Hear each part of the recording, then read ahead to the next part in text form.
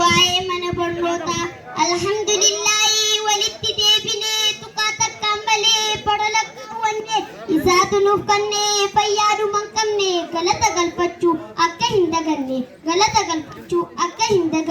gara qophii xiyyaan isin dabarsaa walaloodhaan qabaa waa'ee mana barumsaa obsaan na caqasa maqaan xiyyallee Asmaa Jamaal Jaamaqqaa Buraffaa keessa mana barnootaa koo ni cimina keenyi maatuu qabdi of keessaa barsiisota ciccimaa dhalootaaf kan yaadanii heegaree milkaa'inaa sirriitti kan beekanii dandeettiidhaaf ogummaa laaftutti ilaalinaa adeemsa jalqabne kana saayintistiin addunyaa dhaloota keessaa uumama dhaloota qubee koo yaa mana barumsaa sirraa burqaa beekumsaa mana barnootaa koo qubee jenereeshinii hawaasa barsiisuudhaaf kaayyoon isaati malee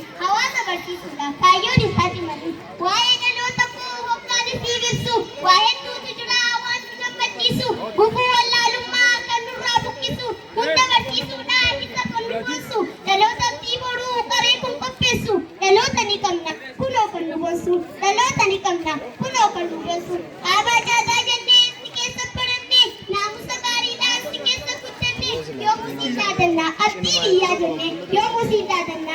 biyyaa jennee jijjiirama guddaadhaan isa kan mul'ate duraanuu gaggaafattee dhaloota qubee jettee mul'ataa gaariidhaaf hawaasaaf dhaabbattee wallaalarraa nu oolchitee daandii nutti agarsiifte ifaa biyyaa taate kunoo nu mul'atte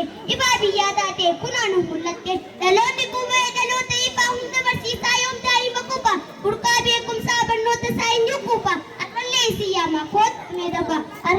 yaama koottaa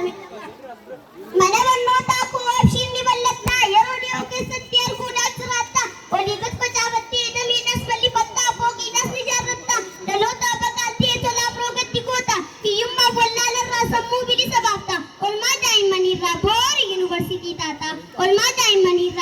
yuunivarsiitii taataa yaa dhaloota qubee kaanii abshiira ammarraa kaanii abdii dagara fuulduraa si kunuunsuufis inshaallah si cinaadha jirra si keessa barree barsiisuuf hawaasa mara kaayyoo kee galmaan keenyaa kaanii ammarraa qophoonnee jira nuti hundi barattootarraa akkamnaan jettanii isin hawaasni warra walii wajjin taanee dhaloota qubee ni ijaarra dhaloota qubeeti abdiin keenya gara fuulduraa